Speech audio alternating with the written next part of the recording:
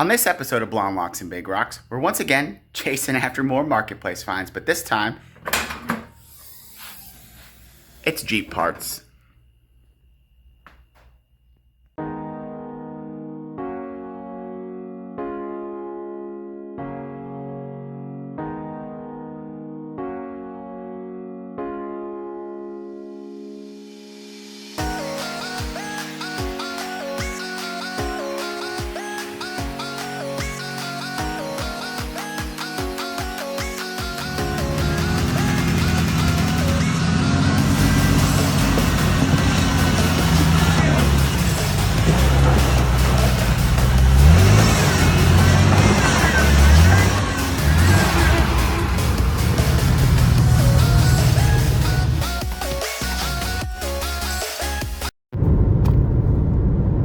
What's going on, and welcome to another episode of Blonde Locks and Big Rocks. As you can see, I'm in a vehicle driving once again, chasing after yet again another Facebook Marketplace find. Although this time, it's Jeep parts. Unfortunately, the kids, they had something else going on. They weren't able to come with me. But thought I'd take you guys along. This time, we're headed east instead of west.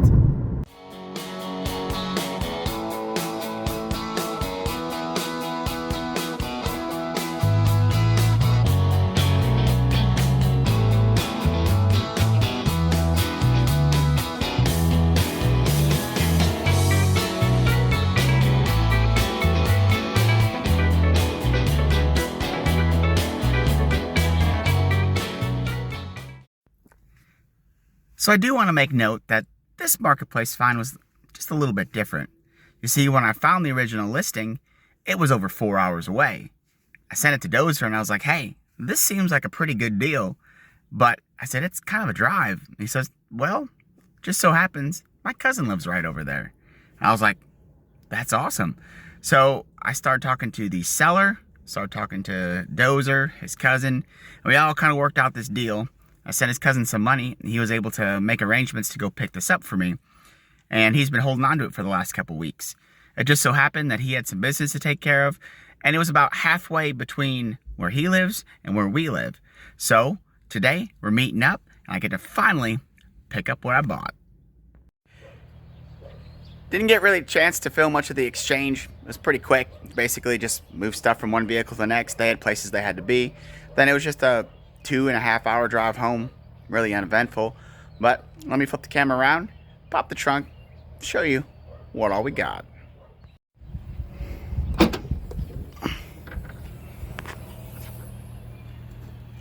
Box of stuff, and then this beauty. So this is the haul right here. And to the untrained eye, it might just look like another Dana 300.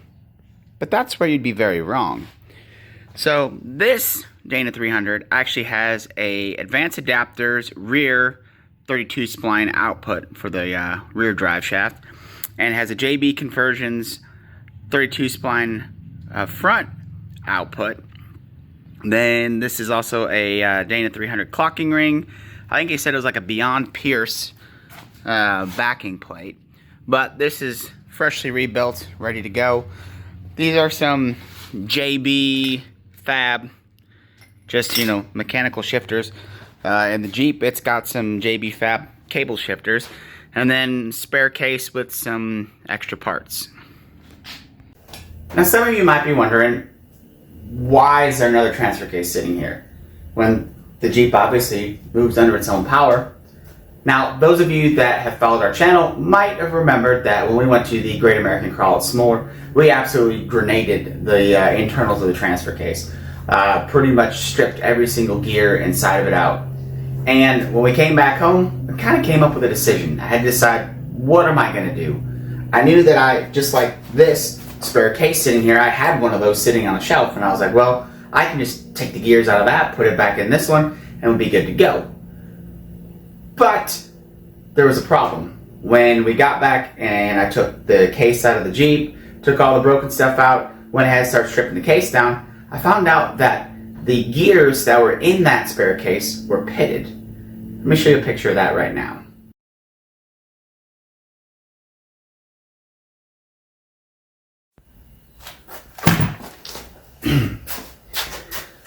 So once I realized that the gears were pitted, I kind of started thinking, well, what exactly am I going to do?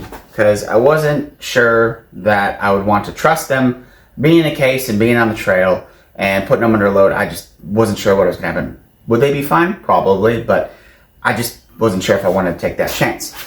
So the mind starts racing. It's like, okay, what are you going to do at this point in time? Like, I at least need a set of gears. And then I start thinking about, the 300 itself. And you can go and the aftermarket, supports it, start building these things up. And you can try to take a Volkswagen and turn it into a Rolls Royce. And you could put 32 spline outputs in it, 4-to-1 kits, gear kits, and then rebuild kits. But then at that point in time, you're probably looking right around $2,000 and north of that to do that. And, these cases were in Jeeps from, I think it was early 80s to mid 80s. I think it's like 80 to 86. So it's kind of like outdated technology, but it works. There's plenty of other, newer versions of this that are stronger. Case in point, the Atlas. And when you start talking about doing a full rebuild on this, now you're talking upwards of Atlas money, which, if you're lucky, you can find one for around, $3,000 used. But at that point in time, I didn't have the money to do either one of those things. So I thought, well, let me just put the stock gears back in there that are pitted. We can at least make this Jeep move. We can use it, run it around town, and I'll figure something out. So I kind of was always on the hunt on a marketplace to look for, just a replacement for it. Now, the thing about used Dana 300s, like I said, they're out there, but they're sometimes a little bit harder to find, and you're not paying any less than $300 for a used one. And I didn't see any gear sets, used that people were selling. And I'd say on average, most of the ones you see are going for around $400 from what I saw. And so then I went and I happened to stumble across this deal, which the price that I paid for it is basically what the outputs would cost. But this has also been fully rebuilt, so it's ready to go in. Now we do have one slight issue right now, is that this, I believe, was in a buggy, and it was set up, and it has a 1410 yoke on the rear, and it has a 1350 on front. My Jeep, at this point in time, hopefully will change in the future, but we're still running 1310. So I'm gonna have to, at least to get going before I do drive shafts, gonna have to find some different yokes to put that on before we put that in there. So now the next step is gonna be to pull the transfer case out of this, put the other one in. With that back support plate, I'm not quite sure if that's going to work with the NWF mount.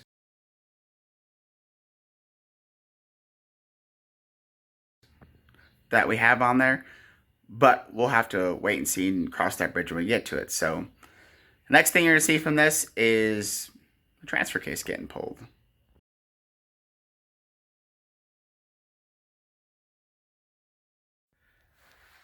So it's been a little bit since we picked the transfer case up.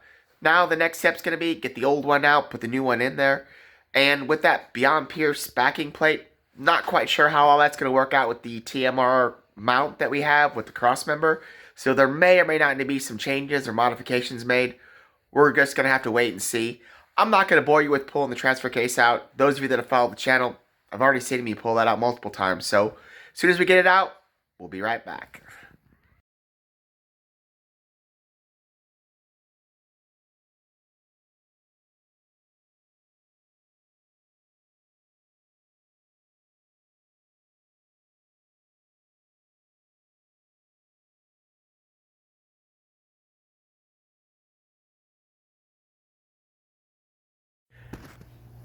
As you can see, both transfer cases that are out.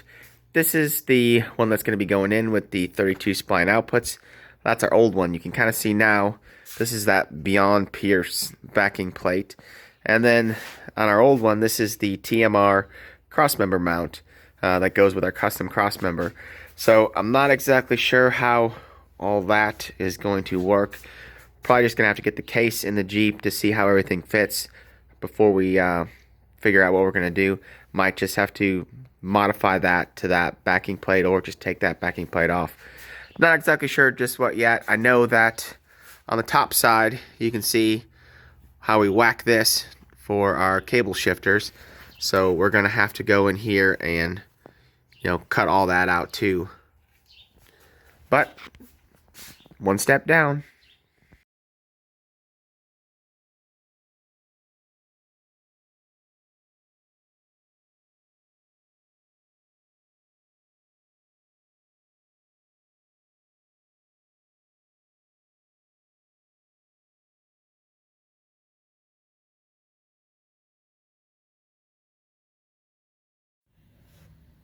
Alright, so a little behind the scenes, kind of stalled out on this.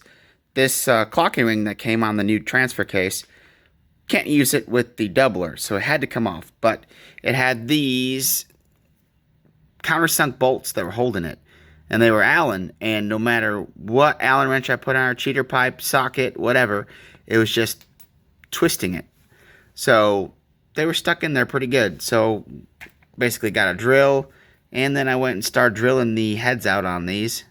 Looks like about half of them, I think, came off with the drill. Then the other half I was able to get an easy out and just spin them out. And then I just had to go in and just remove the leftovers. But now it's off. So now the next step is to grab the ring off of our old transfer case, put that on here, and then go and test fit in there. Oh yeah, one more thing. We got to trim this before we put that back under. But making progress finally. So unfortunately I didn't quite film it the other day, but Dozer came over and we kind of eyeballed the mount on the back side. So this right here was basically the old TMR mount. So we went and basically cut that off, and then we were able to basically get it tacked into place on the Beyond Precise backing plate.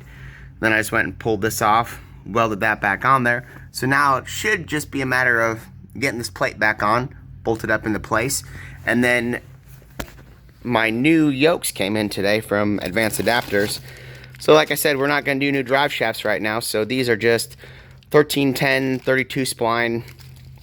So we'll get those installed too once we get the cross member and everything mounted back up.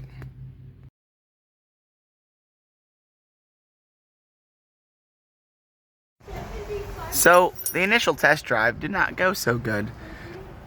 Got back and looked back here, and well, she's all full of oil. Got to looking in here. I'm not sure how well it shows up on camera, but if you can see, looks like there's a gap between the seal and the yoke. Now this did come with a Fort, and I went and put a 1310 in there. So somehow we need to go ahead and change that seal to make it right. So right now we're gonna pull the drive shaft off, get the yoke off, and start taking some measurements, and hopefully we can find the right seal for this. So it's actually been a couple days. Had to go ahead and order the seal. This isn't even the seal that I ordered. The one that I ordered, I'm still waiting on the mail. It's supposed to be here tomorrow. But Dozer, luckily, found one in town. So we're about to see. As you can see right now, this is the old seal. I know the light casts a bad shadow, but as you can see, nowhere in a million years was that going to work. So we're about to open this up. I have not even looked at it yet, so I am going to see it as you are too. So let's see. First off, okay, looks like same thickness, same size.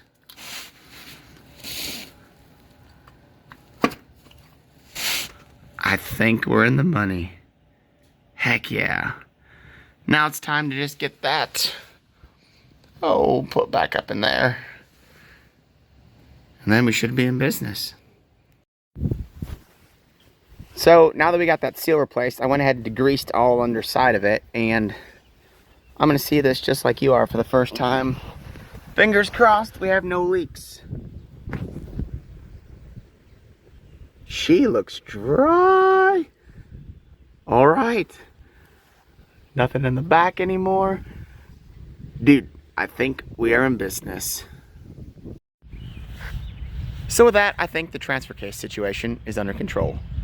Only time will tell whether or not we made a good purchase, but we're about to put her to the test.